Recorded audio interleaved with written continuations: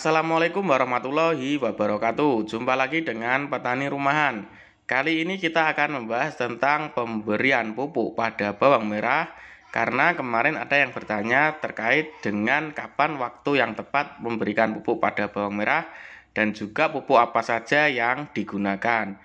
Untuk itu simak terus video ini sampai selesai dan jangan lupa terus dukung channel petani rumahan dengan cara share, like, dan subscribe agar pembuat atau konten kreator dari channel ini selalu semangat dalam membuat konten-konten berkaitan dengan bawang merah. Berbicara mengenai bawang merah, ini pasti tidak akan ada habisnya. Kenapa?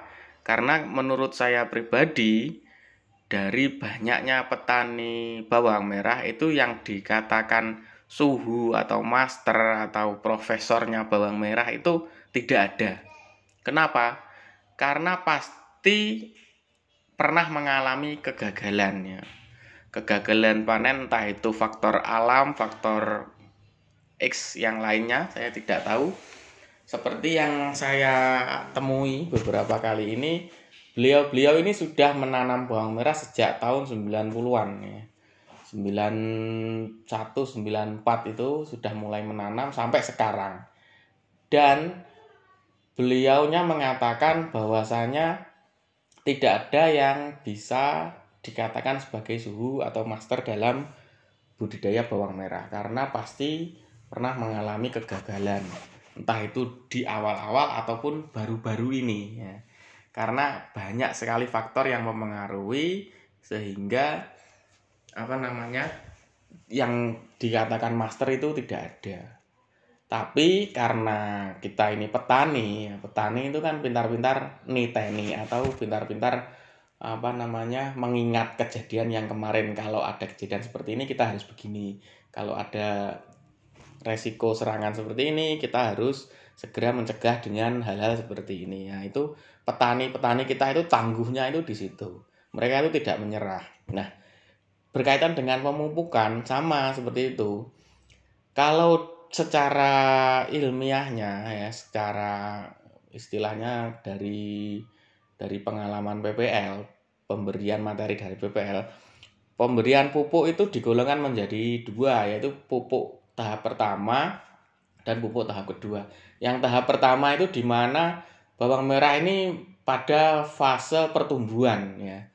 Sedangkan yang kedua pada fase pembuahan. Ini sudah berbeda pupuknya. Pada fase pertama ini kalau saya pribadi, ini saya membicarakan pengalaman saya ya. Yang pertama itu pupuk dasaran. Jadi sebelum tanam itu kita berikan pupuk dasaran. Pupuk dasaran itu bisa kita berikan yang banyak mengandung nitrogen, fosfat gitu.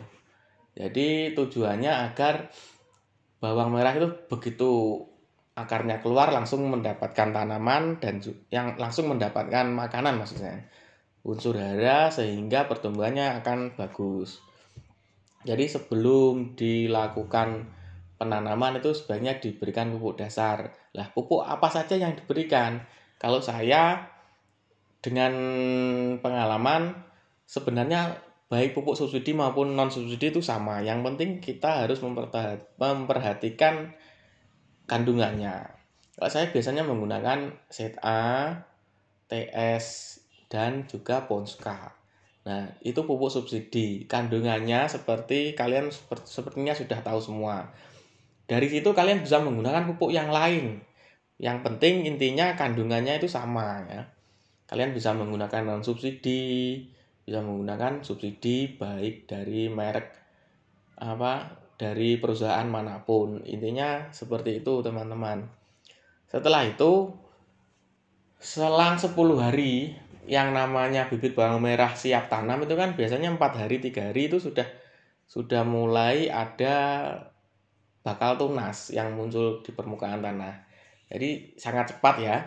Jadi 10 hari itu sudah bisa kita lakukan pemberian pupuk lagi. Pupuk yang diberikan juga sama. Kita karena pada tahap pertama ini masih pertumbuhan, jadi pupuk yang diberikan itu juga sama. Kalian bedanya itu kalian bisa menggunakan merek yang lain gitu. Jadi semisal kita awal ini menggunakan Ponska, ya kita bisa membeli pupuk non subsidi yang kandungannya mirip dengan Ponska yang subsidi. Kandungannya mirip itu nggak apa-apa. Lalu selang 10 hari setelah itu kan dimasuk pada usia 20 hari setelah tanam ya. Pada usia ini bisa dilakukan pendangiran dahulu, di mana tanah itu dilukai atau digarit itu agar istilahnya tanahnya agar terbuka, lalu diberikan pupuk. Ini merupakan awal atau masa transisi dari masa pertumbuhan ke masa pembuahan. Kenapa harus digarit? Ya itu agar pupuk yang kita berikan itu bisa istilahnya dekat dengan akar, terus udara atau oksigen yang ada di udara ini bisa lebih mudah masuk ke dalam tanah gitu. Ini kalau pemikiran saya pribadi, kalau ada kesalahan mohon dikoreksi. Nah, pupuk yang diberikan pada fase ini kalau anjuran saya kalian bisa menambahkan KNO buah. Ini kuncinya. Kalian bisa menambahkan KNO buah. Jumlahnya berapa? Jumlahnya itu tergantung dari luas lahan kalian. Kalau saya 125 ru itu saya berikan 3 kilo. 3 kilo apa 3 ada ya? Itu satu paknya itu berapa kilo ya? Saya lupa. Yang penting 3 kemasan ya. Saya berikan 3 kemasan dari KNO buah. Nah, dari situ itu nanti kan mulai masuk ke usia 30 hari setelah tanam. Nah, itu tuh sudah mulai masa-masa pembuahan. Kalau masa pembuahan ini sebaiknya kita berikan pupuk-pupuk yang khusus untuk pembuahan. Bisa menggunakan KCL, bisa ditambah dengan NPK Mutiara dan lain-lain. Tapi jangan sampai lupa pupuk KNO buah itu harus tetap digunakan, karena pupuk KNO buah ini yang menurut saya sangat pas digunakan pada bawang merah, tanaman hortikultura ini. Meskipun menggunakan pupuk subsidi dari awal sampai mau panen dan ditambah hanya dengan KNO buah ini, hasilnya sama dengan menggunakan pupuk non subsidi dari awal sampai akhir. Ini pengalaman saya pribadi waktu menanam bawang merah. Ya nggak masuk akal sih, tapi ya gimana ya, hasilnya seperti itu. Terus ada teman saya yang menggunakan pupuk non subsidi dari awal sampai akhir. Hasilnya tuh juga tidak sama seperti apa yang saya alami. Jadi ini tergantung dari faktor X ya. Baik itu menggunakan pupuk non subsidi maupun pupuk subsidi yang mahal-mahal. Tapi kalau rezeki kita itu cuma sekian, ya cuma sekian itu yang kita dapat. Tapi kalau rezeki kita lagi muda, lagi baik, itu kita menggunakan pupuk apa saja itu pasti sangat luar biasa hasilnya. Dari lahan 125 itu bisa keluar 4 ton kalau lagi mudah itu. Kalau situasi mendukung, faktor X itu mendukung kita, berpihak kepada kita, itu dari lahan yang sempit bisa menghasilkan hasil yang sangat maksimal. Dan pada musim berikutnya kita coba dengan cara yang sama, hasilnya berbeda teman-teman ya. Jadi menanam bawang merah ini tidak ada pakemnya, tidak ada istilahnya, itu tidak ada hal yang pasti, karena kepastian itu hanya milik Tuhan Yang Maha Esa. Ya seperti itu. Jadi kita itu sebagai petani bawang merah itu tidak ada pakemnya harus dari awal sampai akhir itu harus sekian, itu tidak bisa. Dinamis gitu tidak bisa. Kita itu sangat fluktuatif mengikuti pertumbuhan dari bawang merah kita. Bawang merah kita sangat subur, pupuk dikurangi. Bawang merah kita kurang subur, pupuk ditambah, bisa dengan dilakukan pemberian air juga harus setiap hari, karena pupuk yang kita berikan kepada tanaman itu pasti memiliki efek panas ya. Jadi air itu juga harus tidak bisa kita tinggalkan. Terus lagi yang biasanya orang-orang terlewat dalam pemupukan itu, setiap kali melakukan pemupukan 3 hari setelah dipupuk itu harus disiram terus ya. Tujuannya apa? Agar pupuk ini larut secara sempurna dan tidak melukai, merusak, mencederai akar dari bawang merah. Karena sifat pupuk itu kalau diberikan agak panas gitu, kayak misalnya urea SA itu kan bener waktu dilarutkan di air itu dingin, tapi pada tanaman kalau airnya kurang itu akan mengalami efek panas dan itu bisa menyebabkan layu ya. Apalagi saat ini tanaman yang layu itu kalau dulu tuh pakai bahan aktif abimectin, karena kan istilahnya kalau di sini namanya gerandong, penyakit gerandong layu itu bukan layu fusarium. Itu disemprot pakai abimectin tuh sembuh. Nah sekarang tuh tidak. Layunya gerandong itu menyerang pada tunas yang muda.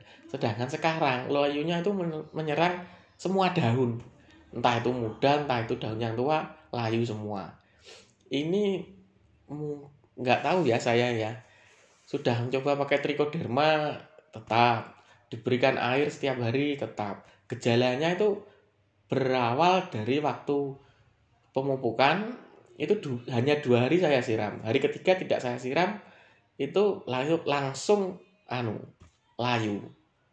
Itu 1 minggu penuh itu saya siram setelah layu ya. 1 minggu saya siram tetap layu. Padahal tanah itu sampai berlumut. Jadi setiap 1 minggu penuh itu saya siram, tanahnya sampai berlumut. Layunya ini loh tidak sembuh. Ini bukan layu fusarium, tapi entah ini penyakit apa. Tapi kalau PPL-nya tetap ngengkel ini fusarium. Kalau menurut saya bukan fusarium. Terus waktu kemarin tuh hujan ya. Jadi hujan di usia bawang merah 55 hari setelah tanam. Layunya sembuh teman-teman.